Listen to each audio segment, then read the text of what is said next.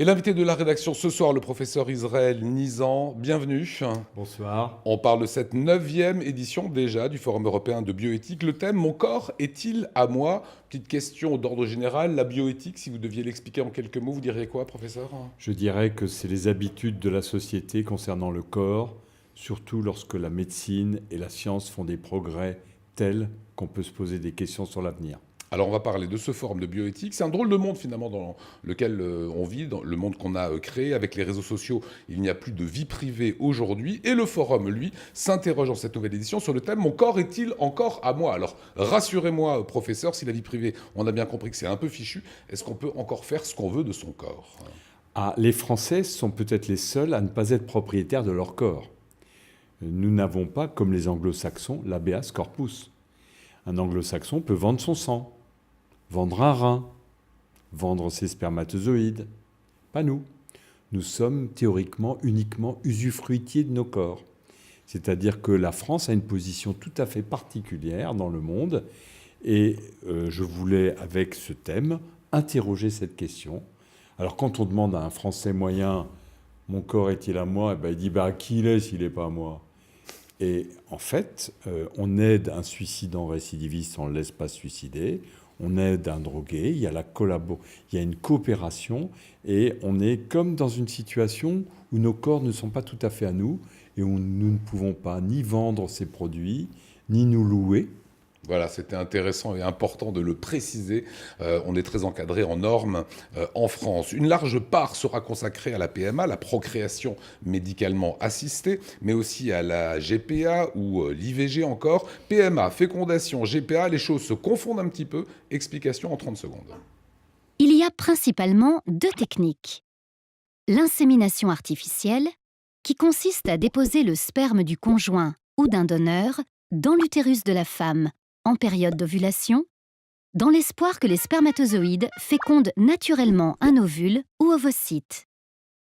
Et la fécondation in vitro, qui consiste à réaliser en laboratoire la fécondation d'un ovule et de spermatozoïdes, puis d'insérer l'embryon formé dans l'utérus.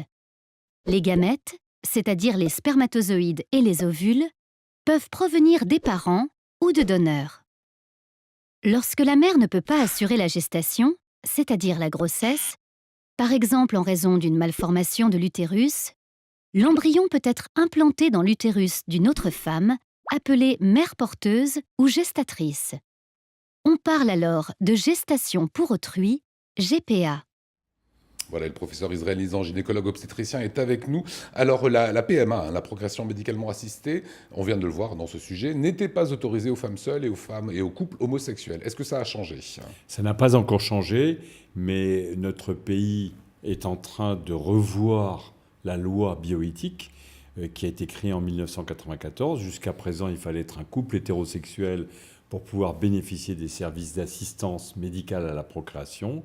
Et aujourd'hui, il y a un grand questionnement et l'opinion publique française serait plutôt favorable à ce que les couples de femmes et les femmes seules puissent aussi bénéficier de ces avancées. Bien entendu, ce n'est pas tout simple. Il y a beaucoup de gens qui sont opposés, il y a beaucoup de gens qui le manifestent. C'est extrêmement hypocrite, puisque si on veut un enfant à tout prix, on va en Espagne, on va en Belgique. Sauf que Finalement, dans toutes ces circonstances, ça favorise les gens qui ont de l'argent. Exactement. Dans mon corps est-il à moi? Est-ce que vous allez aborder la thématique de l'IVG?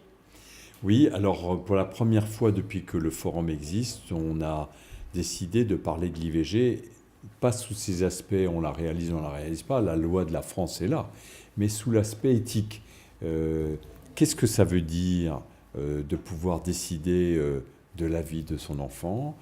Qu'est-ce que ça veut dire? Est-ce que l'IVG s'est banalisé? Est-ce qu'elle devient une forme de contraception? Comment évoluent les choses dans notre pays avec une loi qui a maintenant près de 42 ans? Pour moi, il n'y a pas d'ambiguïté. Avant la loi, il mourait 300 femmes par an dans notre pays, une par jour. Vous n'avez qu'à calculer, ça fait 40 fois 300 vies de jeunes femmes épargnées. Et vous multipliez ce chiffre par 10 et vous avez le nombre de séquelles épargnées. Donc la France et les Français, globalement, sont tous très favorables à ce que l'IVG existe. Néanmoins, ce n'est pas sans poser des questions éthiques et c'est ce que nous allons faire au forum. Voilà, ça sert à ça, ce forum de bioéthique. Beaucoup de progrès scientifiques sont réalisés chaque année. Il y a des chercheurs, beaucoup de recherche et développement, de découvertes. Qui doit valider telle ou telle découverte? C'est le politique? C'est le peuple qui doit donner sa voix? Je pense que le peuple ne peut donner sa voix que s'il sait de quoi il retourne. Et le but du forum, c'est pas de peser sur la loi, parce que les politiques sont là pour ça, mais c'est d'informer. Et à Strasbourg, on a un niveau d'information du public en matière de bioéthique qui est unique en Europe. Il n'y a pas une ville en Europe où les gens puissent s'approcher de ces questions, dire j'ai envie de comprendre et se faire leur opinion.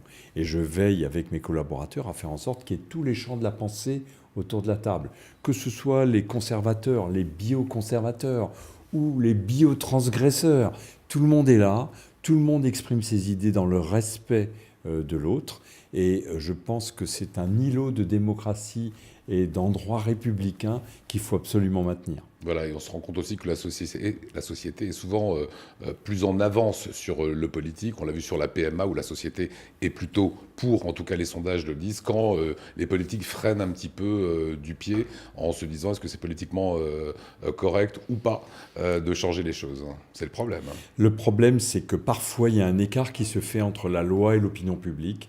Et quand cet écart est trop grand, les gens ne comprennent plus pourquoi on ne peut pas faire telle chose alors que de l'autre côté de la frontière on peut le faire. Alors on est en France, on ne veut pas le moins-disant éthique. On est d'accord avec ça, mais il faut qu'il y ait une rationalité. Ça ne peut pas être un lobby ou un groupe ou une religion qui décide pour tous les Français de ce qui est légal et de ce qui ne l'est pas. Voilà, et vous l'avez dit, on se souvient de ce animateur de télévision, Marc-Olivier Fogel, qui a fait une GPA avec son compagnon pour avoir un enfant, et ils ont dû se rabattre sur le Royaume-Uni ou le Portugal, qui sont des pays qui acceptent ça. Quand on veut un enfant à tout prix, on peut comprendre la démarche. Tout à fait, et je pense que seuls les médecins qui sont en contact de ces couples qui n'arrivent pas à avoir d'enfants savent la détresse et la souffrance.